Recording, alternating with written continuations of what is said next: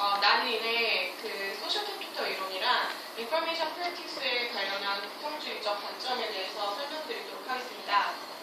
먼저 난린의 그 사회적 자본 이론인데요. 먼저 이에 앞서서 난린이라는 그 교수님은요, 듀큐대의 저명한 사회학자시고요. 그 사회적 자본 개념과 동시에 소셜 네트워크에 관련된 저서로 되게 유명하신 분이에요.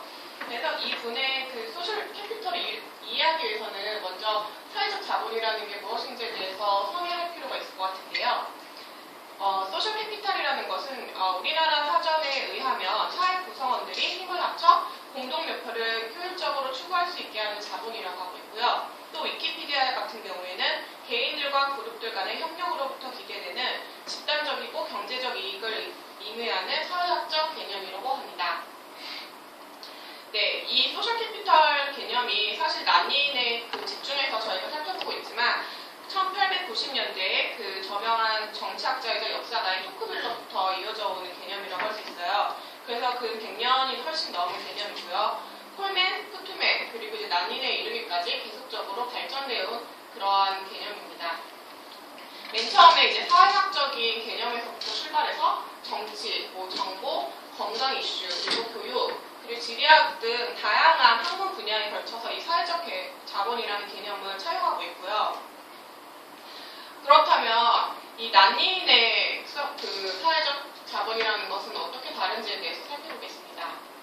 난린 같은 경우에는 기존 학자들과는 다르게 이제 개인이라고 하는 그 개체를 놓고서 이 개념을 풀이하고 있는데요. 한 개인이 이런 그 각 사람들 자기 주변에 관계를 맺고 있는 다양한 사람들 간의 네트워크를 통해서 그런 사회적 자본이라는 것을 형성할 수 있다고 이해하고 있습니다. 이를 통해 이 사회적 자본이라는 개념은 사회적 지위라고 할 수도 있고 공동의 작업 능력, 혹은 정보력, 혹은 이것이 더 나아가서 재화로까지 풀이가 될 수 있는 개념인데요. 흔히 생각하는 우리가 사회에서 다양하게 벌어지고 있는 그런 네트워크 활동들을 통해서 쌓아 올리는 인맥이라는 개념과도 연결시켜서 생각해 볼 수 있습니다. 그리고 이렇게 유명 인사들은 자신의 어떤 사회적 능력을 이런 인맥, 그런 특히 즉 사회적 자본이라는 개념으로 과시하기를 하는 경향이 있는데요. 이러한 자료들을 많이 보셨을 거라 생각됩니다. 하지만 부정적인 측면도 있는데요.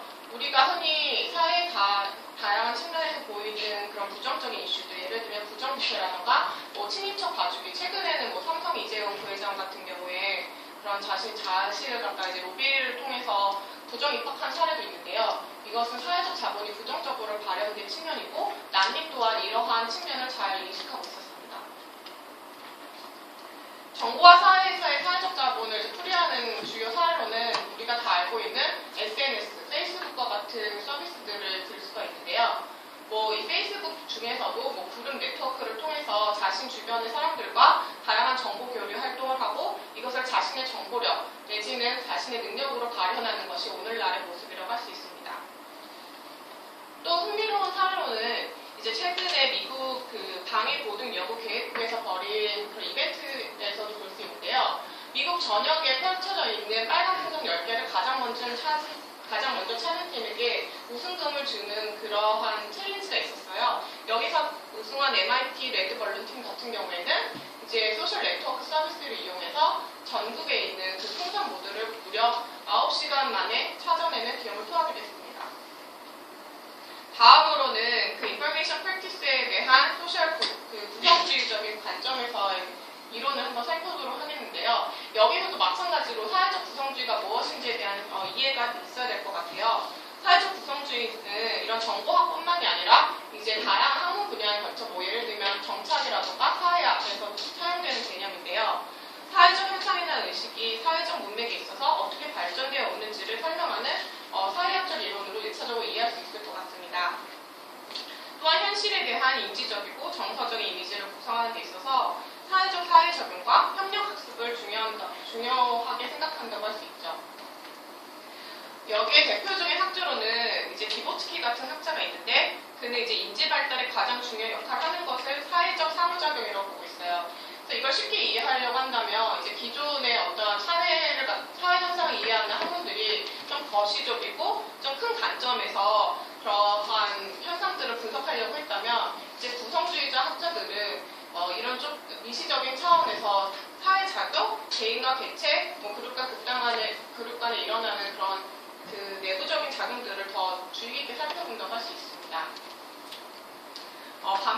이제 좀 더 한 차원 더 내려와서 언어학적 측면에서 그런 구성주의를 살펴보는 그런 학자들이 있는데요. 이제 우리가 잘 아는 후포 같은 학자 대표적이고요. 최근에 이제 바흐친 같은 학자가 이제 언어란 사회 문화적 맥락 속에 종속되어 있고 언어의 주된 기능은 그 의사소통 수단으로 봉사하는 것이라고 하는 그런 이론을 주장하면서 이제 사회 구성주의에 있어서 이제 언어학적 측면에서 살펴보는 그런 연구 결과들이 이제 많이 나오고 있습니다. 이걸 이제 정보학에서 이해한다고 하면요, 이제 그 인포메이션 프랙티스를 수행하고 생산할 때 언어, 특히 뭐 대화나 발화, 텍스트 모든 관점에서 그런 언어학적 측면을 분석하고 바라본다는 것을 우리가 사회 구성학적 측면이라고 살펴볼 수 있겠죠. 더 나아가서 이제 다양한 문맥에서의 언어, 그리고 그건 더 우리가 이해할 수 있는 인터랙션이 이제 주요 관심사라고 볼 수 있고요.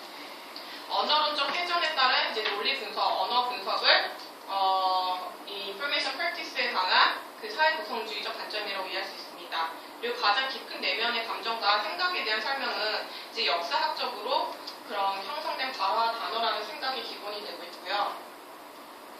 이를 통한 주요 연구 방법론은 대화 분석, 발화 분석, 그리고 문맥적 기능과 말의 행동 기반을 분석하는 방법으로서 정보학에서 활용될 수 있습니다. 다음과 같은 연구 결과들이 이러한 관점에서 살펴보고 있는 정보학 연구들이고요. 우리가 일상생활에서 볼 수 있는 그런 예로서는 저희 UX랩에서도 많이 활용하고 있는 라인 바이 라인 분석인데요. 이것은 이제 카톡 같은 경우 예를 들면 대화 분석을 통해서 그 한 사람의 정보 행동 패턴을 분석하는 이런 방식이라고 볼 수 있고요. 또 하나 이제 컨텍스추얼 인콰이어리라고 해서 상황 속에 그 사람이 직접 들어가서 어떤 상호작용이 일어나고 있는지 문맥적으로 파악하는 정보학적 방법이 있다고 할 수 있겠습니다. 네, 이상으로 발표를 마치도록 하겠습니다.